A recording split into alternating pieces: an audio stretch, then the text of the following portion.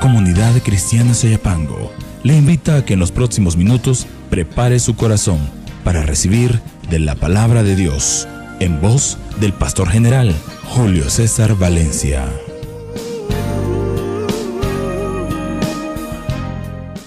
Abra su Biblia, por favor, en Mateo, capítulo 16. Capítulo 16. Sean todos bienvenidos a Comunidad Cristiana Soyapango. Damos gracias al Señor por el milagro de que esta tormenta, donde se avecinaban vientos, mucha lluvia, fue disipada, ¿verdad? El incrédulo, pues no puede ver la mano de Dios, pero nosotros, los hijos de Dios, sí miramos la mano de Dios en eso. Quiero decirle, hermano, que así como se pronosticaba la lluvia o esa tormenta, nuestro país no está capacitado para recibir una lluvia así, hermano. Si, hermano, una vez se acuerda que llovió 3 horas continuas, una lluvia así de repente y todos los estragos que hizo. Ahora imagínese un día lloviendo entero. Entonces, aquí está la mano de Dios guardándonos, ¿verdad? Amén. Amén. Mateo 16, versículo 16 al 18. El tema de hoy es 500 años, 5 solas. Ya vamos a ver qué es eso. Mateo 16, del 16 al 18. Lo leemos todos juntos, a la cuenta de 3. 1, 2, 3. Respondiendo Simón Pedro dijo: Tú eres el Cristo, el Hijo del Dios viviente. Entonces le respondió Jesús: Bienaventurado eres, Simón, hijo de Jonás, porque no te lo reveló carne ni sangre, sino mi Padre que está en los cielos. Y yo también te digo que tú eres Pedro, y sobre esta roca edificaré mi iglesia, y las puertas del Hades no prevalecerán contra ella. Amado Dios, gracias te damos en esta mañana por permitirnos estar aquí. Nosotros necesitamos reconocer, Señor, que hay milagros que vemos, pero hay milagros que ni nos damos cuenta que tú has hecho con nosotros y con este país. Gracias por detener, Señor, esta tormenta. Gracias, Padre, te doy en el nombre de Jesús. Pero también oramos para que tú nos hables con tu palabra y que todos los que estamos aquí seamos obedientes a tu palabra, Señor, en el nombre de Jesús. Amén y amén. Si me regala un poquito de más monitor, por favor, gracias. La promesa de Cristo es que las puertas del Hades, las puertas del infierno, las puertas del mal no prevalecerán en contra de su iglesia. Esa es la promesa de Dios. Esa es la promesa de Jesús. Y el 31 de octubre estará celebrándose, puedo decirlo, a nivel mundial, lo de la iglesia protestante, que somos nosotros, los evangélicos, cristianos, nacidos de nuevo, arrepentidos de nuestros pecados, que reconocemos el señorío de Cristo. Se estará celebrando 500 años de que Martín Lutero clavó 95 tesis en la catedral de Wittenberg. Sin embargo, es importante ver cómo la iglesia evolucionó a través del tiempo y cómo es que llegan estas 95 tesis a ser clavadas y qué impacto tienen en la vida de hoy de la iglesia. Así que lo primero que quiero hacer, y usted tiene un espacio para los que son nuevos, quiero decirle que hay un bosquejo donde usted puede ir llenando los puntos principales, pero las líneas que están aquí es para que usted escriba lo que usted cree que le puede servir.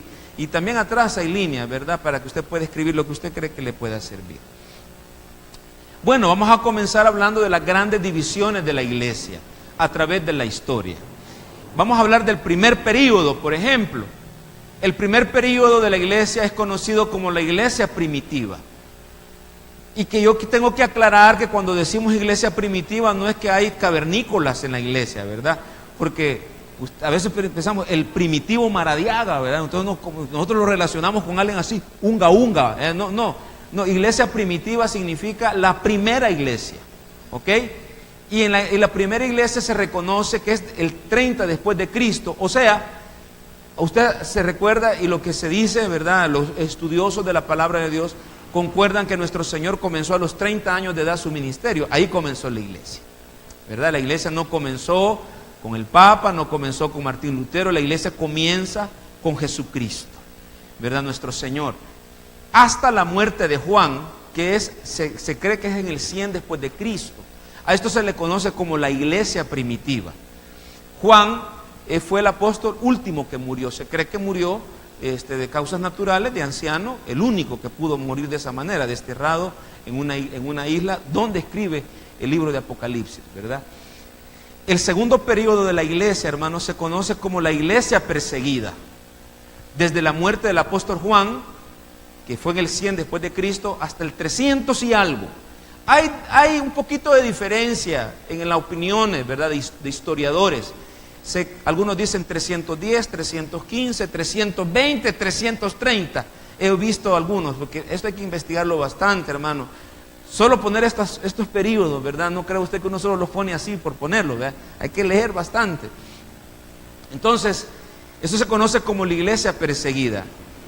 El pueblo, el Estado romano, el imperio romano que dominaba casi toda Europa, comienza a ver el movimiento cristiano como una amenaza, porque ellos no adoraban a los dioses que ellos adoraban. El pueblo romano era un pueblo, el Estado romano era un Estado politeísta, adoraban a muchos dioses, combinado con los griegos. Así, lo que se dice es que los romanos pusieron las armas y los griegos pusieron el arte, pusieron la filosofía.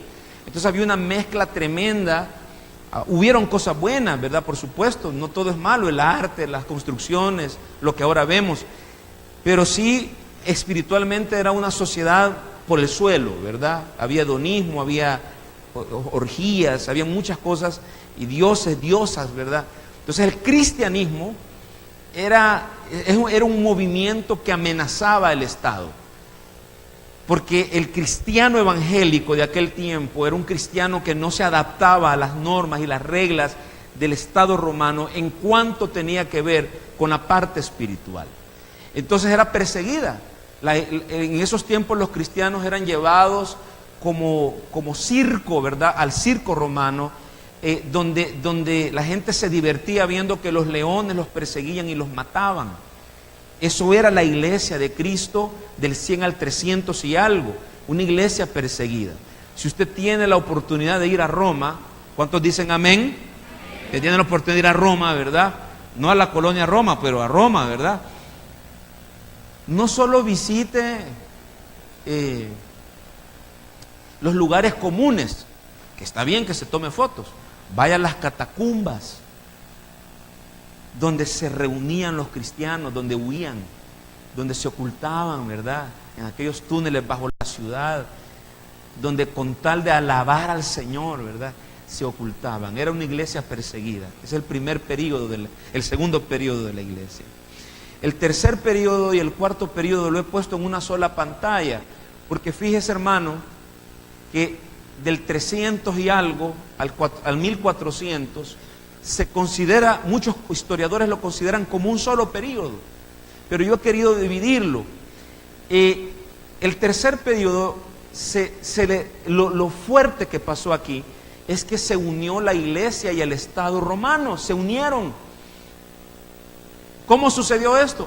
Sucedió que un emperador, Constantino, se convierte al evangelio. Está la duda si fue real, si fue genuino, o si fue solo porque no podían contra aquel movimiento cristiano.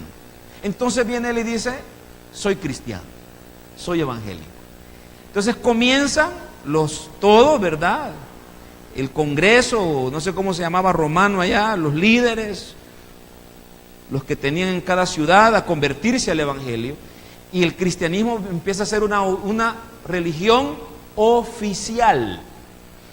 Muchas de las celebraciones que hoy nosotros tenemos, no se vaya a sentir mal, la Navidad, por ejemplo, dependen de esto, ¿verdad? Él estableció que el 24 tenía que celebrarse el nacimiento de Cristo, ¿verdad? Usted y yo sabemos, lo hemos enseñado aquí, que no fue esa la fecha, pero bueno, el mundo lo celebra y hay que aprovechar para poder predicar a Cristo. Entonces él adapta la religión cristiana como una religión oficial del Estado. Supongamos que fue genuina la conversión de él, supongamos. El problema fue que se fue corrompiendo, suponiendo que fue genuina la conversión de él. Entonces, lo que sucede es que la iglesia deja de ser perseguida y entra una comodidad en el cristiano. Entonces el cristiano se va desviando, se va apartando del Señor. Entonces, lo que se conoce como el cuarto período es donde ya la iglesia católica, apostólica y romana, por eso se llama romana, porque era del Estado romano,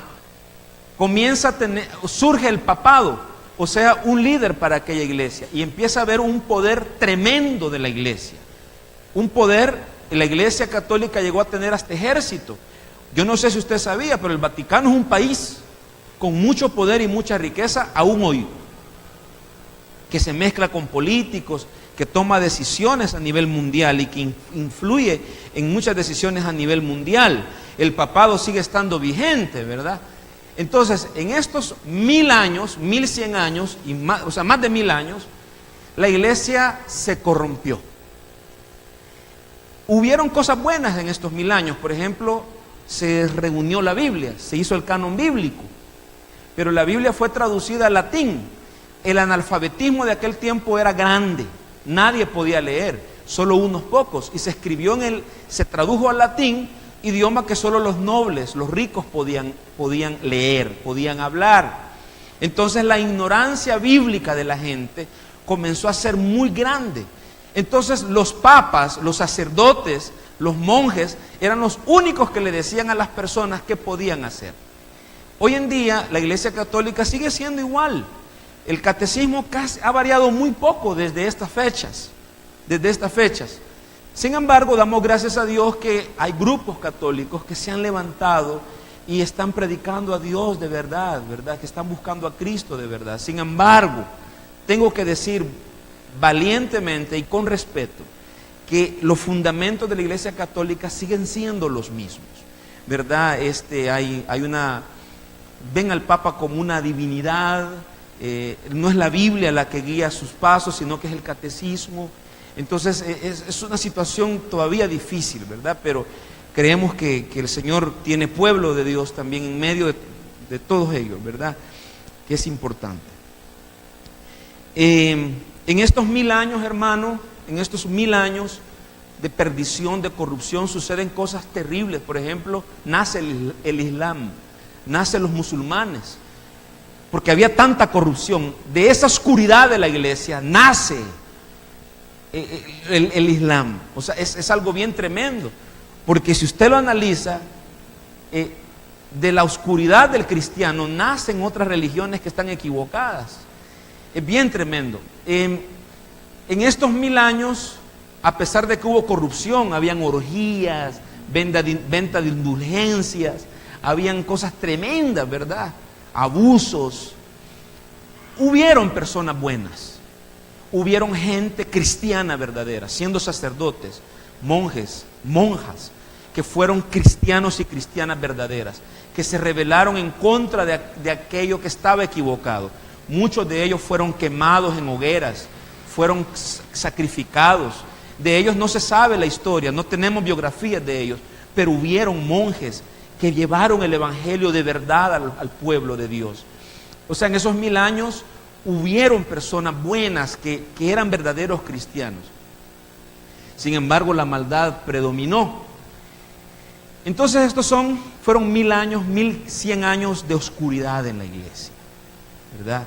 Era la única iglesia, por cierto, si usted no sabía, iglesia católica significa iglesia universal, ¿verdad? Iglesia católica, católico es universal. Apostólico de los apóstoles, porque ellos creen que el apóstol Pedro es el primer papa. Cuando le dijo el Señor en la Biblia, le dice, y tú eres Pedro, y sobre esta roca edificaré mi iglesia. No es cierto, la roca es Cristo, ¿me entiende? No es Pedro. Entonces, si alguien le dice a usted que Pedro es el primer papa, mire, aquí lo dice. No, léame los versículos más adelante, donde el Señor le dice, apártate de mí, Satanás, ¿verdad? Porque más adelantito el Señor, después de decirle, tú eres la roca, sobre esta roca edificaré mi iglesia, Jesús le dice, apártate de mí, Satanás, ¿verdad? Entonces, no puede ser, ¿verdad? No puede ser. Entonces, esto es el tercero y cuarto periodo. Entonces, hermano, en este periodo, tengo que hablarle de 3 pre-reformadores. Diga conmigo, pre-reformadores. Pre-reformadores. Como le digo, en estos 1000 años hubieron muchas personas buenas, hermano. Cristianos verdaderos, monjas, monjes, sacerdotes, obispos, que dieron su vida por Cristo. O sea, no puedo decirle que no. O sea, mucha gente. Por ejemplo, se cuenta la historia de San Francisco de Asís, por ejemplo.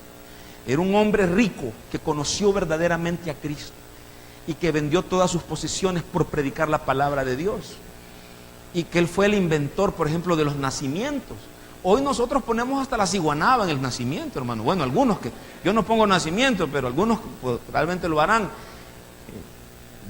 Es decir, eso es discutible, pues, pero solo lo voy a decir. Ponemos a la ciguanaba, ponemos al diablo. Pero fíjese que San Francisco de Asís, por ejemplo, él fue el inventor del nacimiento viviente.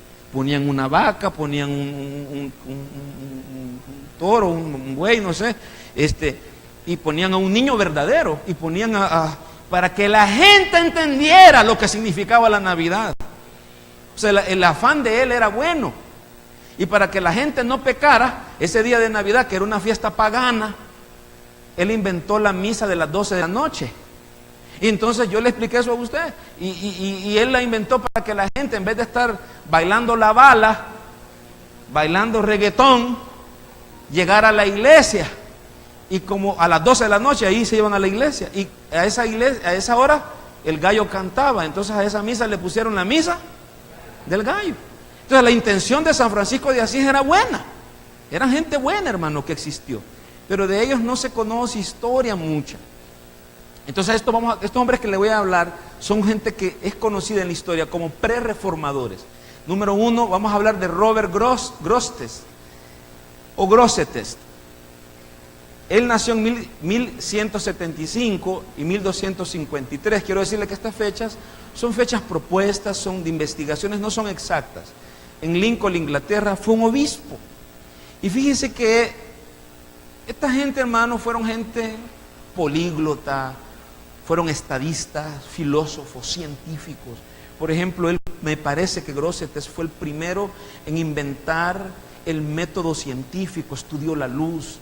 Él hizo los vitrales, inventó los vitrales para que hubiera un haz de luz en la iglesia, hubiera luz en las iglesias. Una gente, pero increíble, ¿verdad? Estudiosos. Él fue el primero en escribir una carta, está en la historia, en decirle al Papa, por primera vez, valor, fuerza, valiente. Y le dijo, usted no es la autoridad de la iglesia. La autoridad de la iglesia, oiga esto, es Cristo. Fíjese. Por primera vez, está en la historia de este hombre. Tremendo, hermano, tremendo, ¿verdad? Que alguien hiciera eso en aquel momento. Pero eso yo lo sé también, hoy lo sabe usted, gracias a Dios. Pero en estos tiempos había tanta oscuridad que la gente ya no decía Cristo es la cabeza de la iglesia, sino el Papa. Y había adoración a hombres. Número 2, ¿cómo dijimos? Pre-reformadores. Tenemos que hablar de John Wycliffe. 1320 al 1384, un sacerdote de Inglaterra. Bueno, John Wycliffe tradujo la Biblia, fue el primero en atreverse a traducir la Biblia del latín al inglés. Tremendo, ¿no? Hoy usted en un celular puede andar, ayer yo oí a un pastor que anda 150 Biblias de una aplicación bíblica, ¿verdad? En el celular. Este fue el primero en traducir la Biblia del inglés, del latín al inglés. Sostenía, oiga esto, aquí se comienzan a ver ya las 5 solas. Bueno, el primero en hablar de una sola fue Grosseteste, que dijo, la cabeza de la iglesia no es usted, es Cristo. John Wycliffe ya empezó a manejar otra sola, como por ejemplo, sostenía que la Biblia debería de ser la única regla y autoridad de la iglesia. ¿Oyó? También sus seguidores le llamaron de manera despectiva Lollards o Lolardos, que es, en realidad la palabra Lolardo significa sin educación, analfabeto, tonto. Eso significa. Los Lolardos agarraban las traducciones de Wycliffe y se iban a predicar la palabra de Dios al pueblo común. Mire qué tremendo lo que hacían ellos.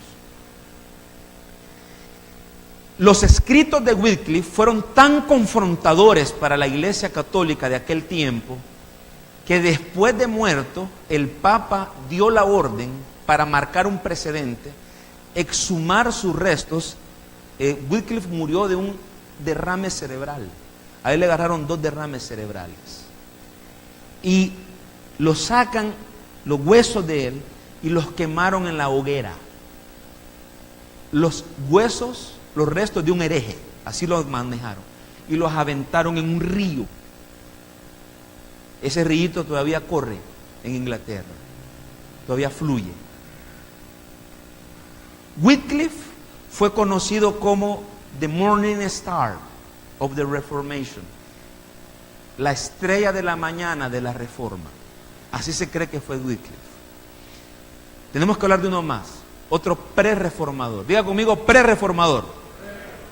Aprenda, hermano, oiga, porque después no quiero que me haga decir, hermano, vi que me están engañando. No, usted está aprendiendo esta mañana, ¿ok? Está aprendiendo. Jan Hus. Wycliffe murió en el 1384, o sea, cuando él nació todavía existía Wycliffe, al 1415.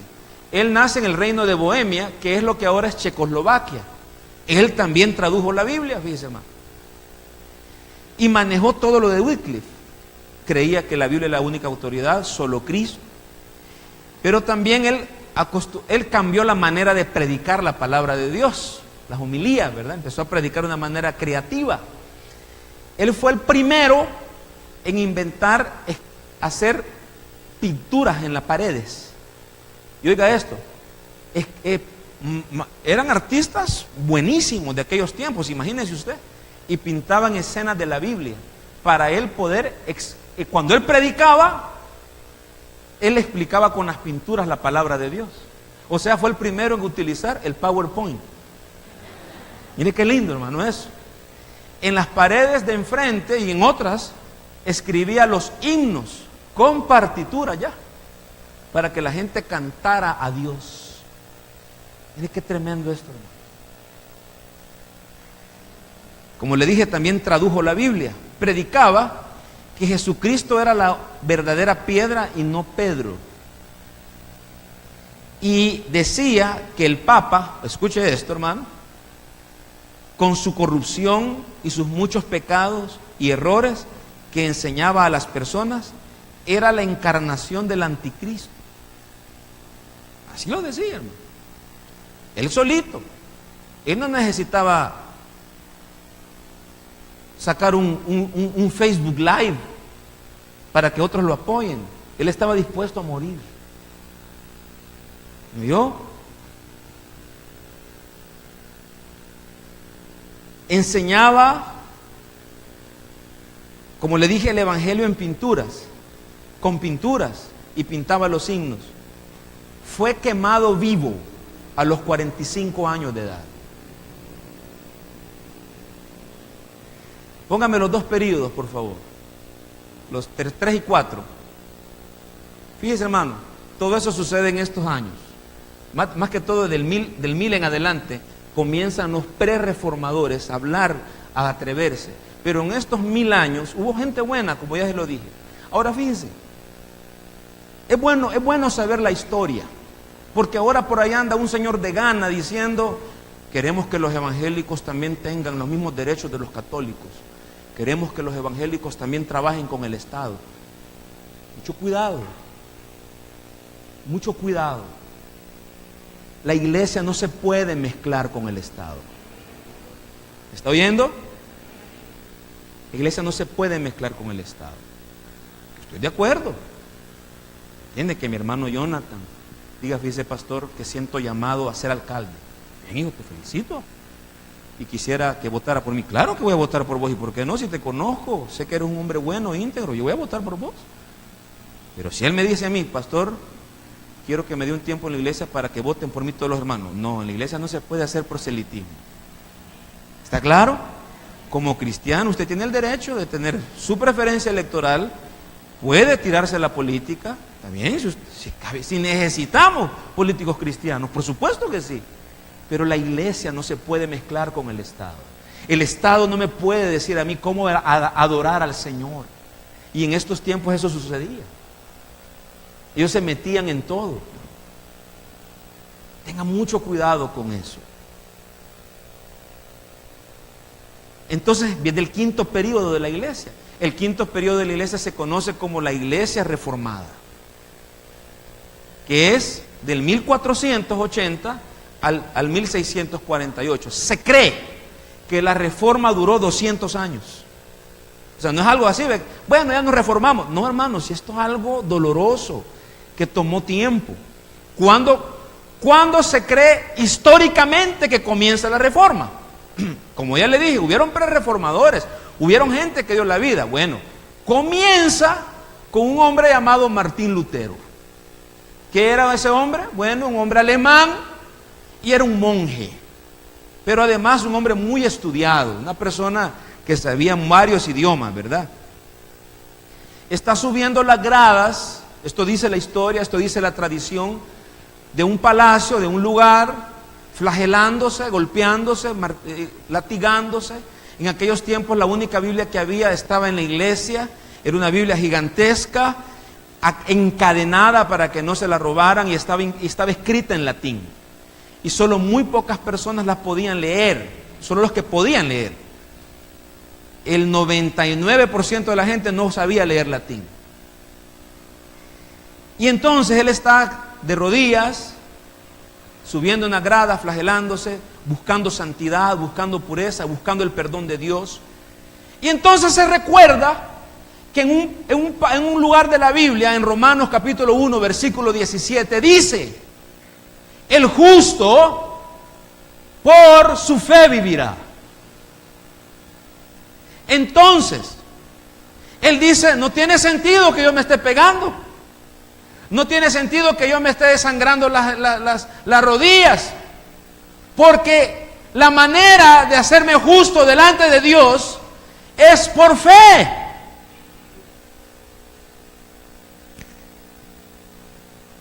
Misericordia de Dios lo iluminó.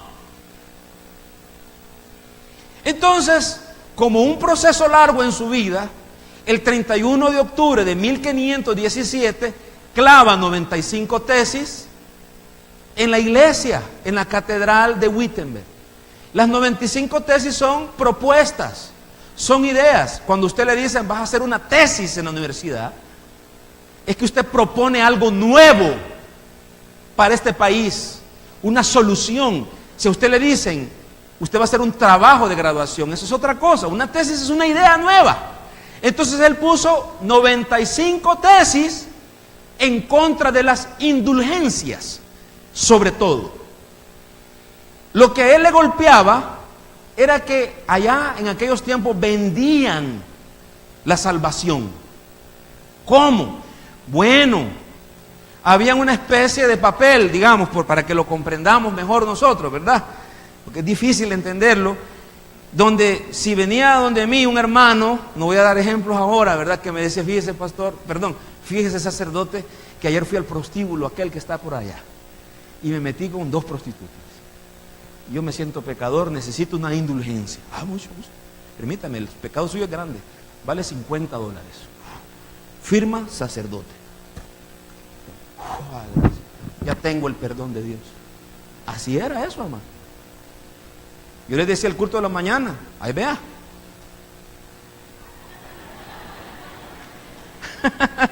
Solo así. Usted tiene que confesarme bien el pecado, porque depende del pecado, así va a ser de caro. Y le tengo que agregar IVA. Mire usted lo corrupto de aquellos tiempos, que había reventa de indulgencias, hermano. O sea, venía el hermano Julio donde mí, yo le decía, ¿cuántas quiere? Véndame 50 indulgencias, tome, aquí está. Y usted las revendía, hermano. Hacía dinero con eso. Así de corrupto estaba la situación, hermano. Una cosa terrible. Entonces, Martín Lutero dijo, no, esto ya no puede ser. Tengo que hacer algo. Y ¡pa! Clava 95 tesis en aquella puerta. Esa puerta, ahí está. En algún momento la quemaron, hubo un incendio, pero fueron resguardadas las 95 tesis en la historia y ahora están grabadas en aquella puerta. Están grabadas, ahí está, usted puede irlas a ver cuando vaya usted a Alemania, ¿verdad? ¿Y por qué se ríe? ¿Por qué no dice amén? Un día va a ir, hermano. Usted se sorprendería de lo maravilloso que es Dios, hermano. Tradujo la Biblia Martín Lutero al alemán, al germánico. Fue expulsado de la iglesia. Martín Lutero no quería formar otra denominación, hermano. Martín Lutero no quería que hubiera un Marco Witt, él no quería que hubiera un pastor Julio Valencia, él no sabía ni de eso. Es lo que él amaba a su iglesia y él quería que su iglesia cambiara. Eso es lo que él quería. Pero, como Dios tiene sus planes, Dios obra de una manera que nosotros no la logramos entender. Entonces Dios lo usó a él. Claro, en el catolicismo, él es visto como un sacerdote rebelde. Pero por ejemplo, a Juan Hus, que fue el último pre-reformador que conoce la historia, el Papa Francisco ha ido a Checoslovaquia a pedirles perdón, porque él fue quemado en la hoguera vivo de 45 años. Puede ser que en algún día llegue en que le ofrezcan perdón a los luteranos, pero usted tenga mucho cuidado con eso, porque el que ellos ofrezcan perdón no significa que estén en lo correcto. Ellos tienen que volver a reconocer que Cristo es el Señor y que no hay un solo mediador entre Dios y los hombres, solo Jesucristo. Si eso no sucede, entonces no hay cambio, no hay cambio, ¿me entiende? Entonces, hermano, Martín Lutero tradujo la Biblia al germánico, se popularizó esa Biblia tremendamente. Él fue apoyado por reyes, por nobles, porque digamos, fue un momento bien histórico, bien tremendo. Él es expulsado de la iglesia y se forman los seguidores de él, ¿verdad? Que es la iglesia luterana. Hoy se conoce como iglesia luterana. Martín Lutero es conocido como un reformador. Y el otro conocido como reformador, que la historia lo reconoce, es Juan Calvino o Johann Calvin. Calvin, porque está escrito en francés. Él es de Francia y ya él no es sacerdote, él ya no es monje, él ya es un protestante. Él ya es un teólogo francés protestante y que ayuda a agarrar todos los escritos de Wycliffe, de Lutero, de toda esta gente, y pone en orden la reforma. ¿Me entiende? Ordena la situación. Él y Lutero, aunque de manera independiente. Entonces, es algo que nosotros debemos de entenderlo bien, hermano. Que esta gente Dios lo usó. Ahora, mire, yo le voy a decir una cosa. Tenemos que tener un gran cuidado de no adorar a esta gente. Porque nosotros los salvadoreños, tendemos a adorar al ser humano, ¿verdad? Estos hombres, hermano, Martín Lutero y Juan Calvino, fueron hombres imperfectos, como todos nosotros, pero que Dios usó. Que Dios usó.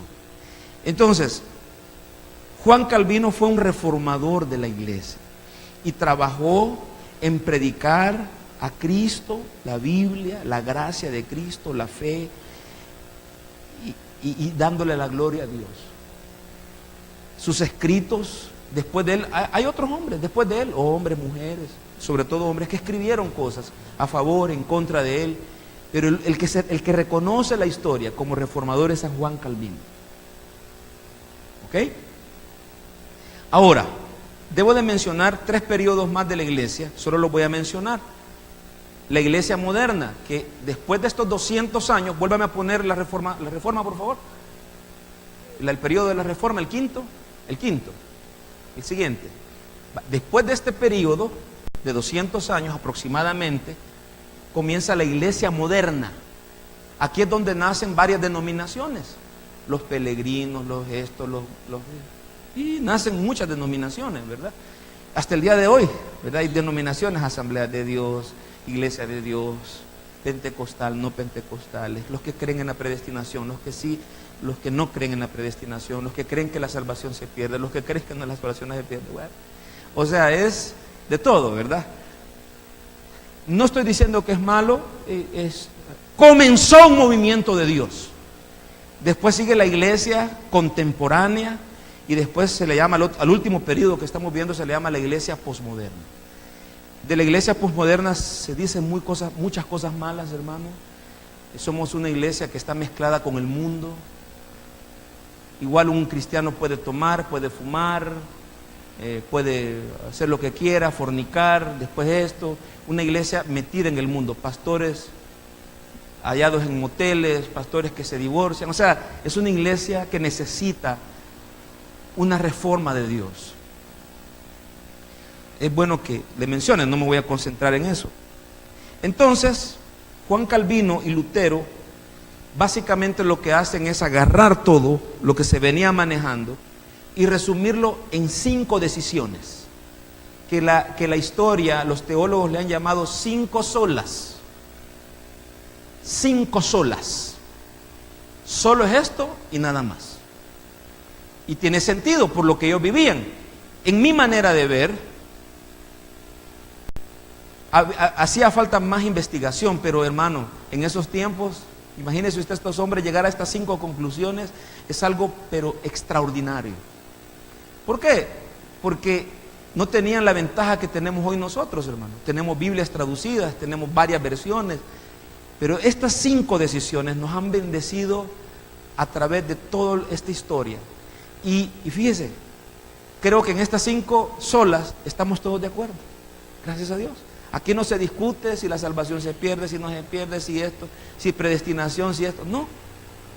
5 decisiones, 5 solas, que hoy las vamos a aprender.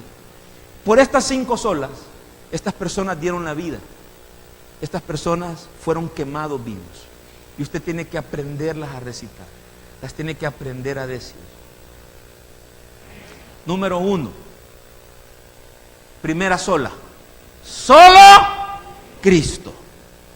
No el Papa, no Cash, no Toby, no Julio Valencia. Solo Cristo. ¿Está claro?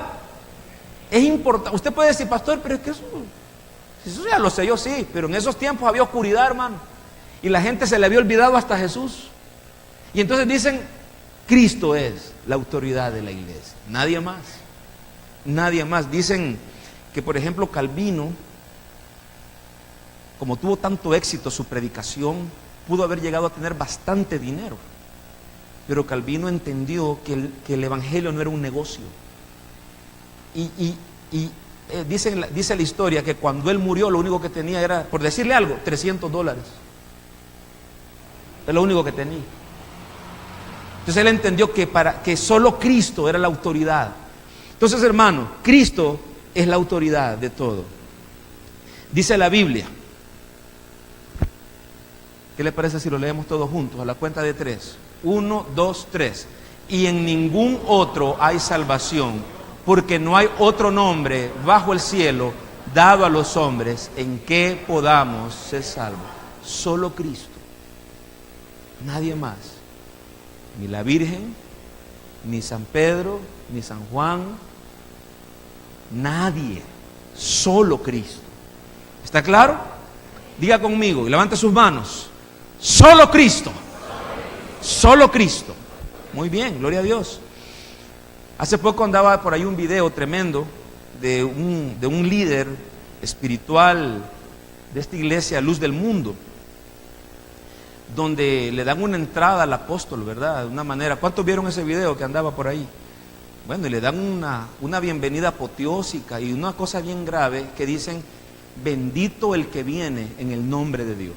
¿Y esas palabras para quién son? Para Jesucristo, no para un hombre. Hay que tener mucho cuidado con esas cosas. Pero usted puede ser que diga, pero mire, pastor, esos son los católicos también con el Papa. Sí, es cierto, la divinidad, o sea, regálame un poquito más monitores, no sé, algo me pasó ahí. Ese respeto divino de que le besan la mano al Papa, ¿verdad? De que una cosa, imagínese, hermano, que yo viniera aquí. Ya se sobó el hermano Julio. Pero yo quiero decirle, hermano, que los evangélicos a veces estamos peor. Oiga lo que le estoy diciendo. Por ejemplo, a veces nosotros vamos a conciertos y decimos, no, hombre, es que aquí sí se adora a Dios. Fíjese, hermano, ahí hay un problema. O sea que usted no ha entendido lo que es la adoración. Está bien que vaya a un concierto y conviva, adore al Señor, está bien. Pero no me diga que solo ahí se puede adorar a Dios. Entonces tenemos un problema, un concepto errado. Solo Cristo. Solo Cristo. Nadie puede sustituir a Cristo en su adoración. Ni un hijo, ni un marido, ni una mujer, ni un profeta, ni un pastor. Solo Cristo. Aquí se ponen de moda profetas en El Salvador. Por ejemplo, a mí me dicen algunos hermanos que van ahí al Congo a que le profetice un hermano que le dicen el indio Tlaloc, no sé cómo es que le dicen, yo no sé cómo es que le dicen, Tizoc, no sé. Estoy bromeando, pero sí es un nombre raro.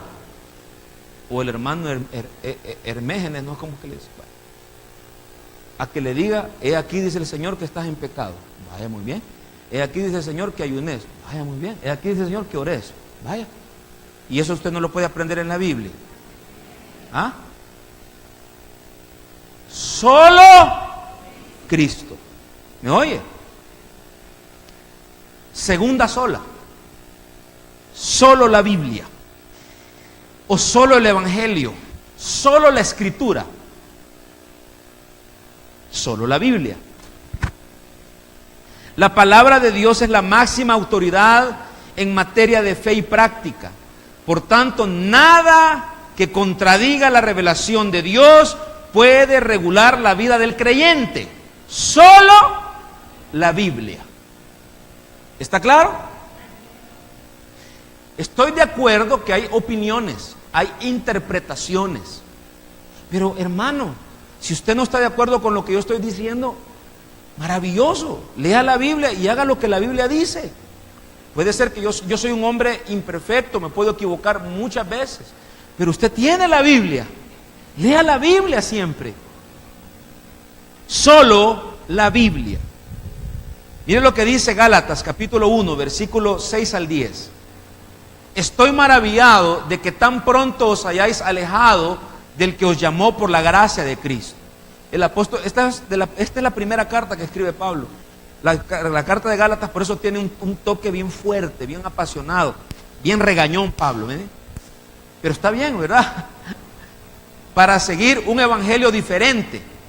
No que haya otro, sino que hay algunos que os perturban y quieren pervertir el evangelio de Cristo.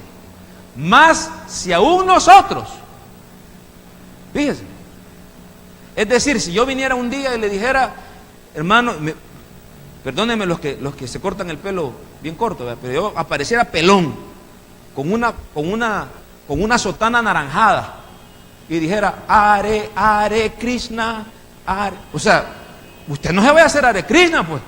Usted tiene que seguir en Cristo. Eso está diciendo. Mas si aún nosotros, o sea, el mismo Pablo, o un ángel del cielo, oiga lo que está diciendo, hermano. Un ángel del cielo os anunciare otro evangelio diferente del que os hemos anunciado, diga conmigo, sea anatema. Qué lindo esta palabra. Sea maldito. Que me gusta cuando yo puedo decir unas palabras así fuertes porque están en la Biblia, hermano. Entonces me da permiso el Señor de decirlas. ¿Me entiendes? Porque uno no las puede decir así nomás, ¿verdad? Sino que solo en la Biblia. Dice la Biblia, como antes hemos dicho, también ahora lo repito, si alguno os predica diferente evangelio del que habéis recibido, sea anatema. Pues, ¿busco ahora el favor de los hombres o el de Dios? ¿O trato de agradar a los hombres? Pues si todavía agradar a los hombres, entonces mejor no debería de ser. El siervo de Dios tiene que hablar la verdad. Así debe de ser. Dice la Biblia en 2 Timoteo capítulo 3 versículo 16. Toda la escritura es inspirada por Dios y útil para enseñar, para redarguir, para instruir en justicia. Tengo varias historias, pero por el tiempo le cuento una. Yo estuve en Argentina hace bastantes años ya, y escuché el testimonio de un hombre, algo pequeño, fuerte, ¿verdad? Así como son los argentinos, blanco, barbado, con un ministerio muy fuerte en los manicomios, y comienza, ¿verdad?, a contar su historia. Y la historia de aquel hombre es que él fue policía, pero se metió con la mafia, se hizo corrupto, se metió en drogas y su mente se loqueó. Y fue encerrado en un manicomio con otros locos. Compartía un cuarto con otro loco, desnudos, hediondo aquello. Y había unas personas evangélicas que se les ocurrió andar evangelizando en manicomios. Imagínese usted, hermano, usted evangelizando a un loco. Eso es fe. Ustedes dicen que estos le aventaron una Biblia por debajo, no sé si es un Nuevo Testamento, pero vamos a decir que es una Biblia. No me recuerdo bien. Y entonces, hey, mira, hay una Biblia. Cuenta él. Cuenta el hombre que había sido loco. Veamos qué dice la Biblia de los extraterrestres, le dice. Y comenzaron a leer la Biblia, hermano. Y él cuenta, eso no lo dije en el culto de las 8, él cuenta que ellos tuvieron una visita divina de un ángel leyendo la Biblia. Él cree eso. Y que la cordura le fue devuelta a aquel hombre. Oiga, hermano, leyendo la Biblia. ¿Quiere que le vuelva la cordura a usted? Lea la Biblia. Es que, hermano, yo no sé qué hacer. Lea la Biblia. El hombre estaba casado ya, con una señora bien delgadita, igual blanquita, ¿verdad? Como son los argentinos. Y la señora con la que se casó es la que lo evangelizaba en el manicomio. Las que no se han casado, ¿por qué no va a evangelizar a un manicomio?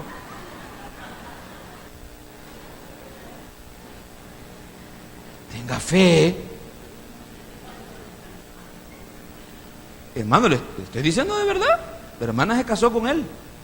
Ahora tiene un ministerio, este hombre, donde le dan permiso de sacar a los locos, hermano, y locas del manicomio.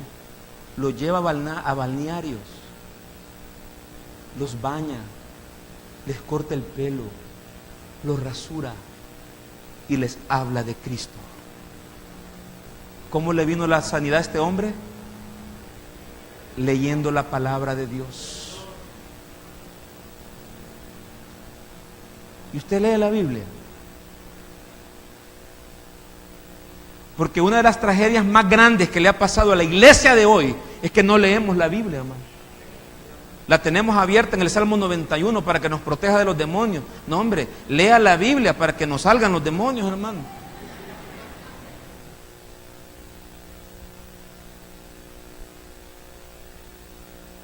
Tercera sola, solo gracia. Solo la gracia. ¿La gracia de quién? La gracia de Dios. Solo la gracia. ¿Por qué? Porque vendían indulgencias. Compraban el favor de Dios. Compraban la bendición de Dios. Compraban la salvación de Dios. Compraban el perdón de Dios. No. Leyendo, Martín Lutero dijo, no, esto es por gracia. ¿Y qué gracia? Es recibir algo que no merezco. Eso es gracia.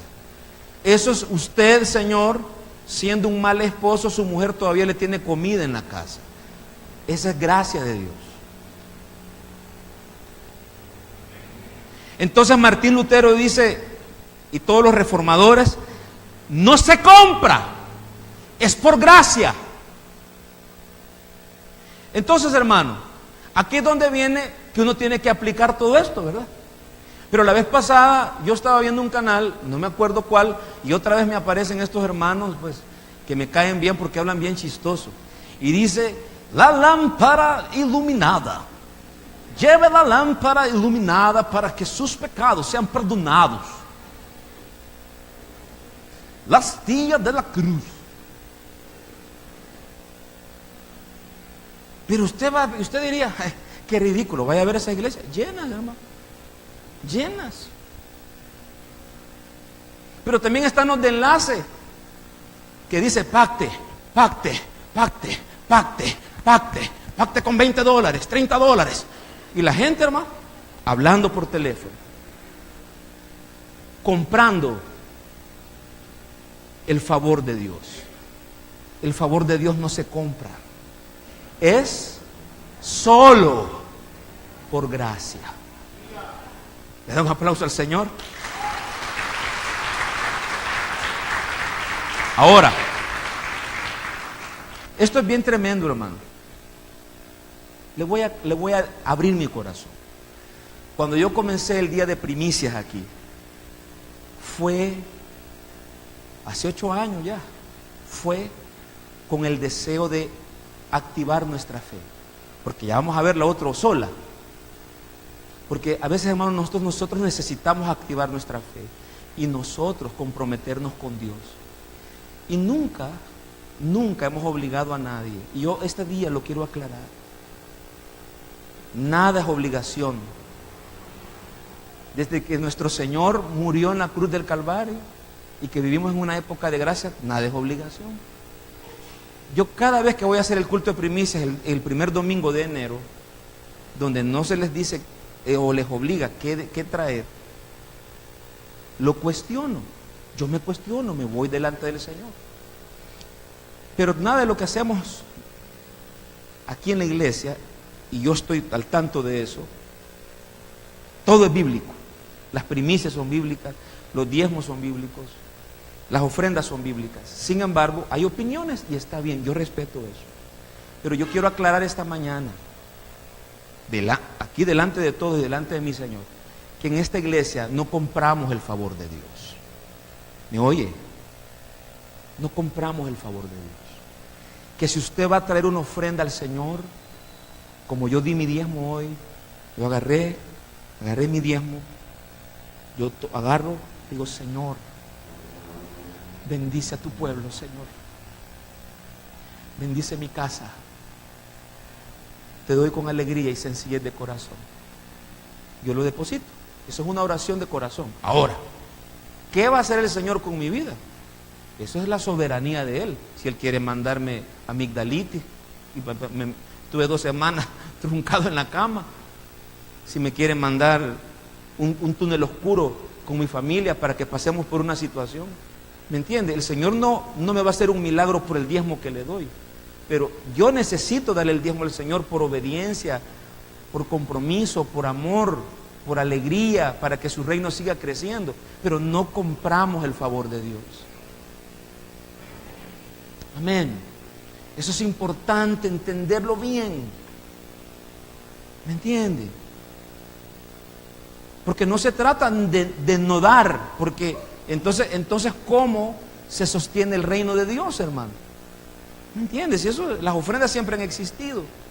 Pablo habló de ofrendas, ¿verdad? A los santos. Pero sí tengo que aclarar que no podemos comprar el favor de Dios. Por tanto, en esta iglesia no creemos en la teología de la prosperidad. No creemos en nada de eso. Sin embargo, obviamente, como pastor, que estoy todos los días con usted, tengo que enseñarles a ustedes a dar al Señor. ¿Me entiende? Yo tengo que enseñarle a mis hijos a diezmar. Tengo que enseñarle a mis hijos a que aparten de la bendición que Dios le da, aparten para el Señor. Pero tienen que entender ellos que no están comprando el favor de nadie. Miremoslo de manera sencilla, hermano. Miremoslo de manera sencilla y humana. A usted, a sus hijos le pueden dar un regalo, ¿sí o no? ¿Se siente bien usted que sus hijos aparten de su dinero que usted les da, ahorren y ellos le den un regalo a usted? ¿Cuántos se sienten bien de eso? Que un hijo le dé un regalo a uno, hermano. Del mismo dinero que uno les da, ellos ahorran y le dan un regalo a uno. ¿Cuántos se sienten bien? Yo me siento bien, hermano. Ahora, ¿y si no me da? Ellos siguen teniendo su cuarto. Ellos siguen teniendo su comida. Bueno, se comen hasta la mía. Y ahora, eso nosotros que somos malos, ahora nuestro Padre Celestial. Entonces quiero que usted comprenda, hermano, todo es por gracia. Amén. Amén. Número 4, otra sola, solo la fe. O pude haber puesto, solo es por fe. Solo es por fe. Si la gracia, oiga por favor, si la gracia es un favor inmerecido de Dios hacia el humano, la fe es el vehículo del humano hacia Dios. La fe es lo que más agrada a Dios. Entonces, claro, cuando yo le digo, Señor, yo voy a colaborar en una promesa de fe misionera con un misionero, esa fe, no el dinero, la fe agrada a Dios. Entonces le dice, estos reformadores le dijeron al Papa y a la Iglesia Católica en aquel momento, es por fe, es por gracia, pero es por fe. ¿Y cómo debe ser la fe? Bueno, dijo el Señor Jesucristo, con solo que la tuvieran del tamaño de una semilla de mostaza, harían grandes cosas. Así de chiquita, es la semilla de mostaza. Imagínese usted. Mire lo que dice la Biblia. Mire lo que dice la Biblia. Efesios. Porque por gracia soy salvo, ya lo vimos, por medio de la fe. Entonces somos salvos por gracia. ¿Pero por medio de qué? De la fe. ¿Y la fe en quién? Es la primera sola, la fe en Cristo. ¿Ve? ¿Se fija cómo esto era algo maravilloso que estaban oyendo las personas después de esos 1000 años de oscurantismo? Hey, es por gracia, es por fe, y es por fe en Cristo. Es maravilloso. Y esto no de vosotros, pues es un regalo de Dios. Dice la Biblia, Él pone el querer como el hacer. O sea, es un regalo de Dios. El hecho que usted hoy se haya levantado y diga, usted voy a ir a la iglesia, y hoy está sentado aquí adorando al Señor, oyendo palabra, cantando, esto es un don de Dios. O sea, Dios le puso el querer como el hacer. Todos se lo debemos a Dios. No por obras, para que nadie se gloríe. Si fuera por obras, Pablo Escobar Gavidia fuera salvo, porque hizo muchas buenas obras. No es por obras, es por fe. Pero bien interesante, porque cuando usted pone la fe en Cristo, esa relación con Cristo a uno le hace hacer obras. Pero uno no hace obras para salvarse, uno hace obras porque ama a Dios y ama al prójimo. No para buscar el favor de Dios, porque Dios nos ama por su gracia. ¿Está claro?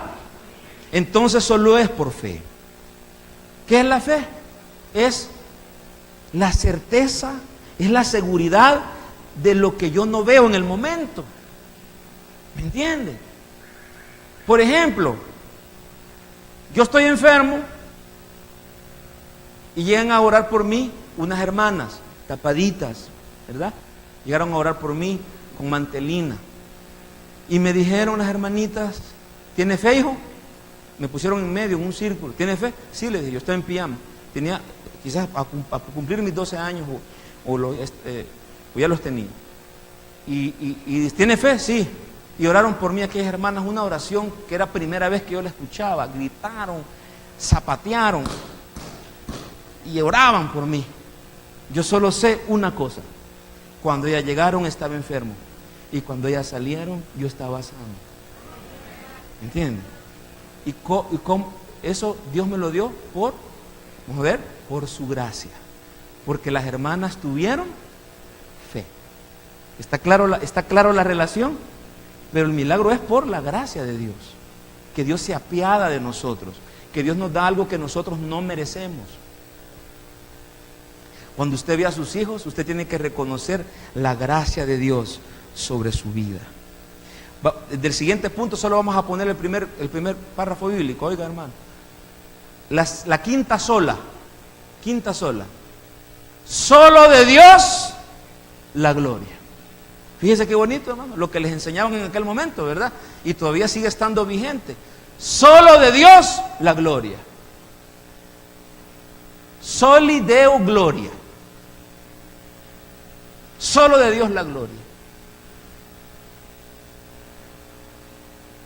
El propósito de la salvación que recibimos es glorificar a Dios, poner de manifiesto las excelencias o virtudes de su carácter. Miren lo que dice Efesios 1, del 4 al 6. Efesios 1, del 4 al 6. Miren lo que dice la Biblia. Según nos escogió en Él antes de la fundación del mundo, para que fuésemos santos y sin mancha delante de Él. en amor, habiéndonos predestinado para ser adoptados, hijos suyos, por medio de Jesucristo, según el puro afecto de su voluntad. No me mueva todavía, paren para atrás. Quiero decirle, hermano, que estos dos versículos, los que creen en la predestinación lo interpretan de una manera y los que no lo interpretan de otra. Es decir, el que cree en la predestinación dice, Él escogió un grupo para esto, y los que no creemos que todos tenemos la posibilidad de accesar a Dios, ¿verdad? Un Dios misericordioso, pero eso no lo vamos a discutir. El punto es que Él nos ha predestinado, nos ha hecho con un propósito. ¿Y con qué propósito nos ha hecho Dios? Con el propósito, pase por favor al siguiente hermano, al siguiente versículo, para alabanza de la gloria de su gracia, con la cual nos hizo aceptos en el amado. Vaya, ¿se acuerda del primer propósito de una vida con propósito? Fuimos creados para adorar a Dios, para darle la gloria a Dios. Quiere decir, hermano, que usted tiene que darle la gloria a Dios por todo. Oye, eso es una sola. En aquellos tiempos la gloria se la daban a un hombre, a hombres. Entonces vinieron estos hombres y dijeron, no, permítame un segundo, la gloria solo es de Dios. ¿Me entiende? Eso dijeron. Ahora, qué bonito hablaron esos hombres, hermano. Sí, pero ahora usted hágalo. Cuando usted le digan, qué bonita sos vos, ese muchacho allá del trabajo que está detrás de usted, allá anda detrás de sus huesos, qué bonita sos, mi amor. Quiero decirte, hijo de Satanás, mentira. Quiero decirte que todo lo que yo soy es para la gloria de Dios. ¿Me entiende? Así tiene que responder. Mire, hermano, si usted comienza a hablar así, usted, señorita, viera qué rápido se le van a ir. Viera qué rápido se van a ir, hermano. Si a usted le dicen,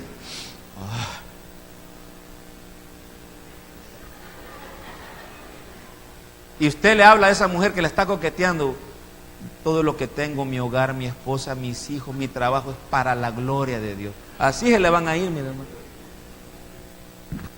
Todo, hermano. Pero nosotros nos queremos agarrar siempre gloria. Siempre gloria. Tenga cuidado lo que postea en el Facebook. No se le ande picando, oiga. Todo es para la gloria de Dios. Tenga cuidado. Porque todo es para la gloria de Dios.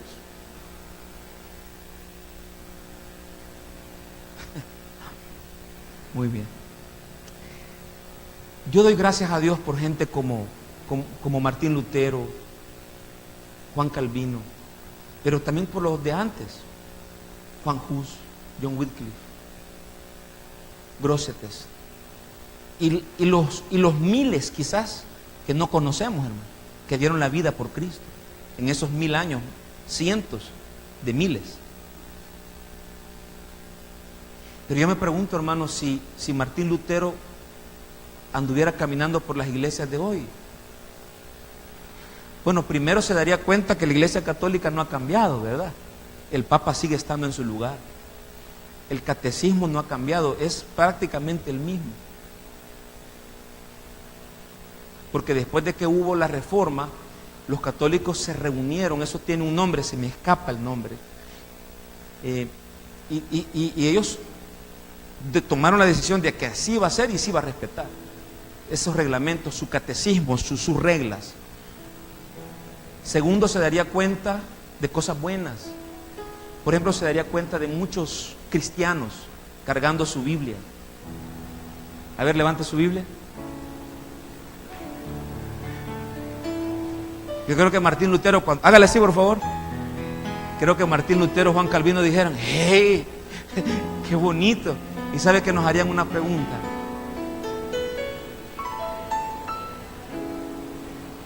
¿La leen?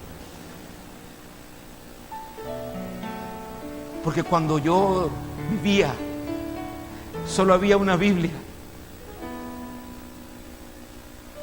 Y morí por ella. Creo que se sorprendería de la mucha música que hay. Se quedaría sorprendido al escuchar a un Lion, ¿verdad?, cantar canciones alabando a Cristo. ¿Por qué le digo eso? Yo llevé historia de la música en la universidad, en la UCA. Yo dije, voy a levantar con esto el CUN, dije yo, para que me levantara el CUN, ¿verdad? Y cuando veo entrar al señor Germán Cáceres, el director de la Sinfónica Nacional, y comienzan a hablar en chino, hermano, yo, ay Señor, ya la regué y no la podía retirar. ¿Sabe? Yo llevaba a la par otra materia de mi carrera y yo dije, voy a meter esta fácil, era un interciclo para que me levante el CUN, porque yo sé que esta va a estar yuca. Ah, pues esta la pasé mejor que la historia de la música. La historia de la música la pasé, y no se me olvida, dicen, con 6.30 la pasé. Ay Señor, me bajó el CUN. Yuca, ustedes hermanos. Bueno, no es hermano, es el señor Germán Cáceres. Ah, pues ahí me di cuenta, dice, que en la historia de la música está la división que hubo entre católicos y protestantes. Y que así como se dividieron los nobles, la realeza, se dividieron los músicos. Entonces hay muchos músicos como Bach, por ejemplo, que era protestante y escribían para las iglesias de Lutero.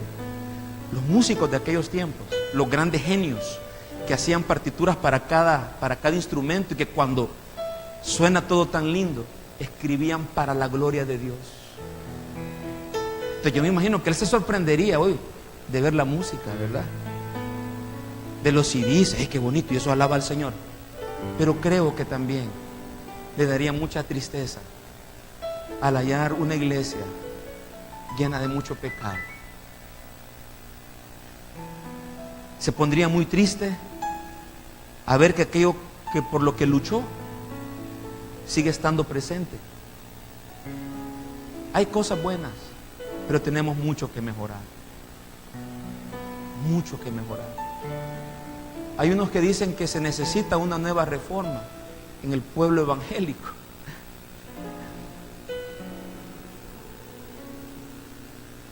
Yo oro al Señor que se levanten hombres y mujeres que amen la palabra de Dios, que dejen de pensar en sí mismos egoístamente y que comiencen a adorar al Señor, comiencen a leer la Biblia y que estén dispuestos a morir por Cristo. A morir por Cristo. Póngase de pie, por favor.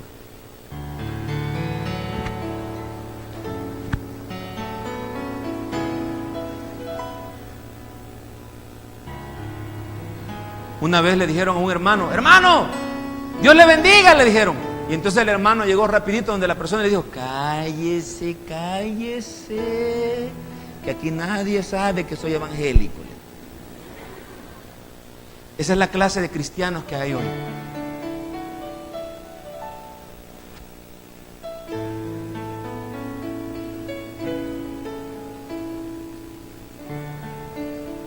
Yo escuché este testimonio de un misionero de India. En el norte de la India, el norte de la India es bien perseguido. Matan, queman a los cristianos. Hay un estado que se llama Orissa, especialmente ahí. Entonces, digamos, un día los hindúes, que es la religión, les agarra la locura y dicen, vamos a matar a aquellos cristianos, digamos, cuando ellos ven que la gente se está convirtiendo a Cristo. Entonces los queman, hermanos, los golpean, escapan, ahí alcanzan a uno y los queman. Entonces este pastor misionero fue a visitar a un hermano en Cristo de aquella colonia, que en la India, hermanos, las colonias no son como aquí, que son bien pequeñas, ¿verdad? Usted siente grande, pero en la India usted se para así y, digamos, ve los barrios y no tiene fin. Usted los mira, pobreza tremenda. Entonces este hermano en su casa tenía Juan 3:16, porque de tal manera amó Dios al mundo, que ha dado a su Hijo unigénito, para que todo aquel que en Él cree no se pierda, mas tenga vida eterna.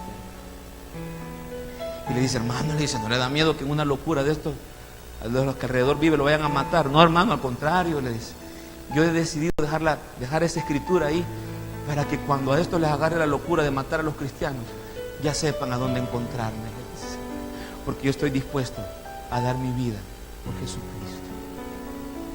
Estos hombres dijeron, solo Cristo, solo la Biblia, solo es por gracia, solo es por fe y solo es para la gloria de Dios. Vamos a orar. Así será mi palabra que sale de mi boca. No volverá a mí vacía, sino que hará lo que yo quiero, y será prosperada en aquello para que la envié. Invite a Jesús a su corazón haciendo esta oración. Señor Jesús, yo te recibo hoy como mi único Salvador personal. Creo que eres Dios, que moriste en la cruz por mis pecados y resucitaste al tercer día. Me arrepiento, soy pecador. Perdóname, Señor. Gracias doy al Padre por enviar a su Hijo a morir en mi lugar. Gracias, Jesús, por salvar mi alma hoy. Inscribe mi nombre en el libro de la vida, en Cristo Jesús, mi Salvador. Amén. Le esperamos en calle Antigua, Tonacatepeque, frente a Colonia Los Santos 1 en Soyapango. O síganos en Facebook, Comunidad Cristiana Soyapango. Que el Señor le bendiga.